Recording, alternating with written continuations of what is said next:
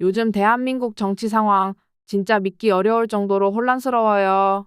특히 오대영 JTBC 앵커가 최근 방송에서 소신 발언을 했을 때 사람들의 관심을 확 끌었죠. 부모와 자식이 이제는 아프면 어쩌지? 병원도 못 갈 텐데라는 대화를 할 정도로 의료 대란이 심각하다. 는 그의 말 듣는 사람들의 마음을 무겁게 만들었어요. 의료 시스템이 이렇게 붕괴되면서 국민들이 아프면 목숨까지 걱정해야 하는 상황이라니 이게 진짜 정상적인 국가의 모습일까요? 정부는 무대책이고 국민은 혼란 속에 방치되어 있어요. 코로나 시국을 견뎌내면서 겨우 회복 중이었는데 지금 상황은 또 다른 위기처럼 다가오고 있어요. 이 의료 대란이 단순한 시스템 문제라기보다 정부의 무능함이 드러난 사건이라는 게 문제예요. 오대영은 이 문제를 지적하면서도 한 발 더 나아가 윤석열 대통령과 한동훈 장관이 정치 무대에서 감정 싸움을 벌이고 있다는 이야기를 언급했어요. 검사 시절 사람을 추궁하고 압박하는 방식이 정치판에서도 그대로 나타나고 있다는 지적이었죠. 그런데 검사와 정치는 완전히 다른 영역이잖아요. 정치인은 국민과의 소통이 중요한데 검사처럼 상대를 몰아붙이는 방식이 과연 정치 무대에서도 통할까요?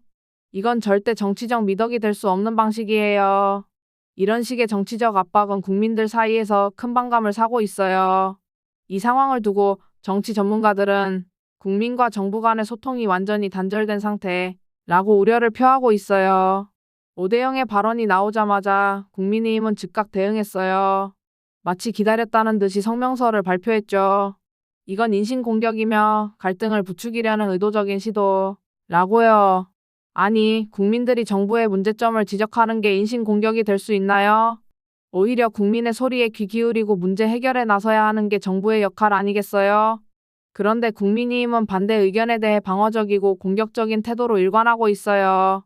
마치 그들은 국민들이 비판을 할 수 있는 자유마저 허용하지 않겠다는 태도로 보이네요. 이 정권은 작은 비판조차 용납하지 않는 분위기라 국민들은 점점 더 불안해지고 정권은 고립되어 가고 있어요. 그리고 또 나왔어요. 국민의힘 특기인 가족 건드리기. 이번에도 그 수법을 썼어요. 오대영 앵커의 배우자가 이재명 민주당 대표 지지 모임에 참석한 적이 있다며 이를 빌미로 마치 오대영이 정치적 목적을 가지고 정부를 비판하는 것처럼 몰아갔죠. 이게 말이 되나요? 앵커가 비판한 내용이 잘못됐으면 팩트로 반박하면 될 텐데 가족을 끌어들이면서 협박하는 방식은 너무나 저급한 수법이에요. 가족까지 끌어들이는 정치적 대응은 이제 국민들도 질릴 정도로 지저분한 방식이 되어버렸어요. 그런데도 여전히 이런 방법을 쓰는 걸 보면 윤석열 정권이 얼마나 궁지에 몰렸는지 잘 보여주는 것 같아요. 이제 저는 여기서 그만하고 다른 분 부를게요. 그렇다면 지금 정권은 왜 이렇게 방어적일까요? 그건 국민의 불만이 점점 커지고 있기 때문이겠죠. 정치적으로 궁지에 몰린 정권일수록 국민의 비판을 더 공격적으로 대응하는 경향이 있어요. 그러다 보니 윤석열 정권은 주변에 충원하는 사람은 사라지고 아첨하는 사람들만 남게 되었죠. 이게 국정 운영을 점점 더 어려운 상황으로 몰아넣고 있어요. 정권이 혼란 속에서 갈팡질팡하는 동안 국민들은 더 큰 혼란을 느끼고 있는 거예요. 국가가 제대로 운영되고 있다는 신뢰를 잃으면 그다음부터는 국민들도 점점 더 불안해질 수밖에 없어요. 반면에 이 틈을 타서 민주당은 공세를 강화하고 있어요. 김건희 공천 개입 의혹을 둘러싼 핵폭탄급 자료를 공개하면서 윤석열 정권의 핵심을 찌르고 있죠. 이건 단순한 정치 싸움이 아니라 정권의 근간을 흔들 수 있는 문제라서 아주 중요한 이슈로 떠오르고 있어요. 김건희의 이름이 오르내리면서 국민들은 이번 사태를 주시하고 있어요.